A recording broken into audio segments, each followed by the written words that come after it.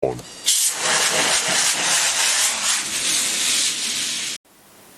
Hello, here is version 2 of the steam rocket. I have built this whole thing out of one extruded section of aluminium tube. On one end here we have a pressure relief valve and 2 electrodes for the eventual heating element I'll use for boiling the water in this at a good distance. This is a cartridge heater. This is 500 watts, but you can get them in the same 10mm by 100mm form factor. They go up to like 1000, so they're a very space efficient heating solution. This rocket is a test stand, so in that case this needs to be this way up and the rocket nozzle pointing up into the sky.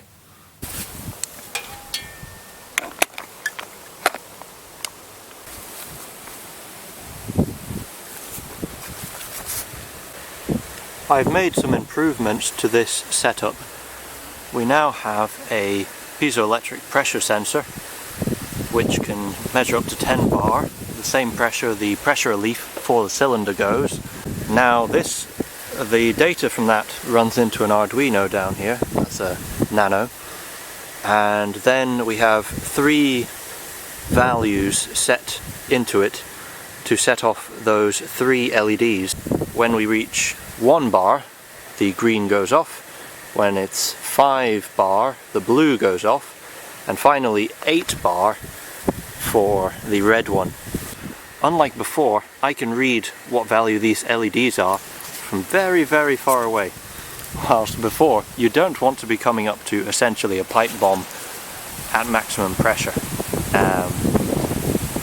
I am planning on having a full radio system to control my servo here and send data from the Arduino to another one, and then I'll be able to operate everything and have all my data from the same microcontroller.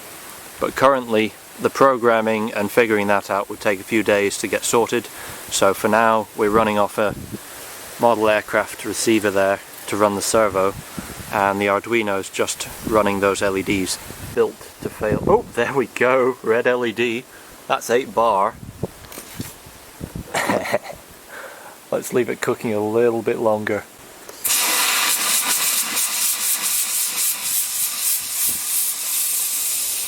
Nice. Okay, we're up at the 5 bar mark again. Except this time when I set it off, it will have a 10mm bore nozzle, whilst previously we were at, I don't know, 5mm or something. There we are. Releasing valve in 3, 2, 1. Hey, that was pretty nice. On.